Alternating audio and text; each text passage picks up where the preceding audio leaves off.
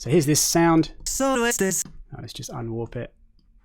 So now it's playing back at its original pitch. Solo este sonido alimenta los sentidos. So it's completely mono. Again, you can add the utility effect here. Just add me peer over here. And if you listen to the side, again, I'm going to right click on the effect, set it to mid-side mode. And now this style can be used to switch to the mid or side or blend between them. So I switch back over to the side, and then you can hear with it playing, levels coming in here, and we can't hear anything. Solo este sonido. So it's a completely mono sound. So what we can do now is use Live's delay to add a timing difference in the left and right, which is sort of the next main way of doing it. In fact, what I could show is the Haas effect. So I'll just to show you initially with this default sound here.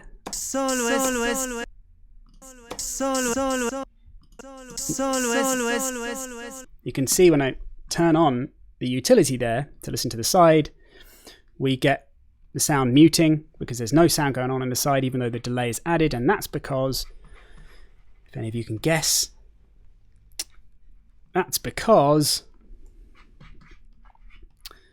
the delay in the left and right channels, I'm just waiting, I don't know how long the delay is actually on this on the stream, but I'll see if any of you are going to start feeding me my lines here and chiming in on why you might think it's not creating any stereo information. I've done quite a bit on stereo. Oh yeah, there is one other thing, by the way. I did a stereo ear training quiz earlier in the year, so if any of you saw that roundup video that just went out with me wearing the ho ho ho, like the Christmas hat, that video was actually supposed to get sent to you the week before, but there was a scheduling error. But yeah, that's one of the highlights I mentioned from last year. Early on in the year, I did that stereo training quiz, I think back in January. So that was a way of finding out about, ways of applying stereo information, but also testing your ears, because that's another important thing with production. Generally, you should be able to hear and identify different effects, and that will help you in your quest in making awesome music. So yeah, that test was designed to do that. So yeah, why we weren't hearing anything in the side there is because the delays, none of you have written it in, because the time difference in the left and right channels is identical, so there's no difference, and it's only when there is a difference in that delay that this delay turns from a mono delay, single identical delay in the left and right channels, to a stereo one when there's a difference. So the way you make it stereo is by clicking on that switch. And at that point, just listening to the side there, you can hear now we've got lots of information in the side. So if I set it to the same time again, nothing. Set it to a different time.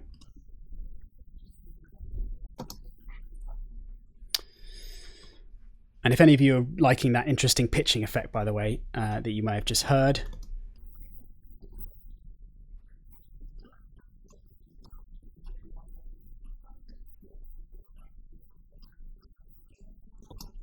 the interesting kind of glitchy sort of effects that you can create by modulating time, then check out the bonus tutorials that I did on advanced delay techniques at the end of last year, which I didn't mention in the highlight best of video, where I show all sorts of techniques for creating interesting textural layers by modulating these parameters either with the onboard stuff or with the Max for Live LFOs. And how you can create sort of lots of different racks. And I also mentioned these switches here, which are quite cool. Re-pitch and fade. Fade in particular, if you want to be creating glitchy kind of delay layers with drums, can be quite a useful one. Repitching is the one that creates more of that obvious kind of pitch sliding up and down. So we're going to use this as a stereo delay to apply a very small difference, even just half a millisecond delay between the left and right channels. And if I set it to fully wet, Solo este sonido. Solo este And if I turn it on now, you can hear suddenly we've got that sound appearing again because there's a difference. Same, you don't hear anything.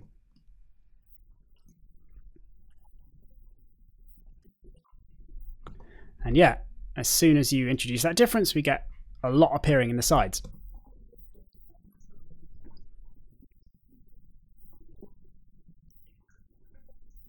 So as soon as you get up to the sort of 60 millisecond mark, you suddenly hear a much more obvious delay. You hear that echoing, especially with the feedback. If I turn that down, it's still an obvious delay, but it's just a single one now without that trail of echoes. But if you have it smaller,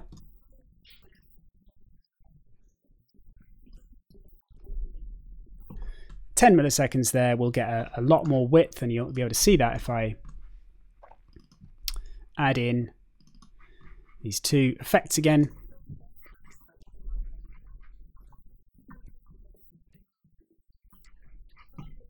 Oh, we'll listen to the side, sorry, let's just turn that off. Solo este sonido. So yeah, you can see the difference with and without the delay. Solo este sonido. Right in the center with it. Solo este sonido alimenta los sentidos. So we've got tons of width going on, and it sounds great, you know, the difference. But if you look at the phase correlation meter, Solo este sonido alimenta los sentidos. It's going right into the negative there. So that's going to mean that a lot of the parts of the sound are going to probably get screwed up if you go mono. So if we try that. Solo este So with utility again, all I have to do is click on the mono switch here to set it to mono. Solo este sonido alimenta los sentidos. So it's not horrendous, but you can clearly hear. Solo este sonido alimenta los sentidos. Solo este sonido alimenta los. It has a sort of digitized sound, or what sounds like one, a slightly glitchy one.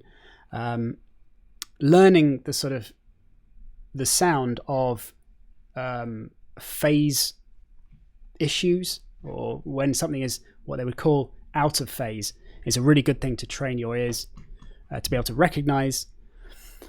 But this is sort of it's been the most long-winded way to get round to sort of actually answering the question, because this is the first thing that you were asking. Is it common to mix in stereo and switch to mono? And the answer is yes. That's the much more common way of doing things, and this is the reason why you would switch to mono, because if you're adding these stereo sounds, Solo este sonido. Switching to mono will help you realize if it still sounds okay. So if you're checking these meters, Solo este sonido then you might already start to think, okay, that's not sounding great, and the way you might fix it, I mean, you can hear if I make it a very small difference, it might get even worse. Solo este sonido alimenta los sentidos. Solo este sonido alimenta. It's actually better when it's really small, but Solo este sonido. Solo este sonido. Solo este sonido. Solo este sonido alimenta los. so it's kind of pretty bad wherever between. I mean, you'll find occasional spots where it might improve. Solo este sonido alimenta los sentidos. But because it's such a complex source, you know, it's not a simple synth just playing regular waveforms, but a vocal with tons of different frequencies going on, it's going to cause all sorts of problems. So let's listen to it again. Solo este sonido alimenta los sentidos. Solo este sonido inspira. So that's a pretty awful one. That's like 2 milliseconds difference. Solo este sonido alimenta los sentidos. And the voice is going pretty nasty there. So when you're applying these sorts of effects yourself, those are the kind of issues you might run into. Every now and then, you might run into the extreme version, which is where the phase differences are so bad that the vocal disappears altogether. It's very rare, but it does happen. And again, I mentioned it in the last live stream. Adam Goodluck mentioned that on one of his courses. And I can't remember how he actually did it, but sometimes it can happen with recording. So it may have been with recording, but vocals aren't normally recorded with 2 mics, so it's unlikely. But yeah, this is where this actually comes from. It's dealing with phase issues caused by recording with two mics. So how can you fix it when you're actually doing this, applying this kind of an effect? You can set it so it's not fully wet. Solo este sonido alimenta los sentidos. Solo este sonido. You can see now the phase correlation is staying in a much better place. Solo este sonido. And we still have plenty of width going on. Solo este sonido alimenta los sentidos. Solo este sonido alimenta los sentidos. So you can see it's a much gentler way of applying it. It doesn't just kind of fly out wide. And this is something we'll see when we use a reference track in a minute, which is I'm going to show you. The important thing when you're looking at these meters isn't just sort of how wide it's going, but the difference between the levels of the mono part, so how long the signal's getting in this dimension on this axis, compared to how wide it's going. And if you're finding that you've got a sound peaking around sort of the -6 dB mark, because we haven't mastered it yet, so it's not going to go all the way up, and the stereo information is also coming out here, then you're probably gone too far. Totally depends on the sound, but you know, if you've got a sound that's constantly in sort of round shape, especially a main sound like a vocal, then you're probably applying way too much width, and you may well be running into phase correlation issues.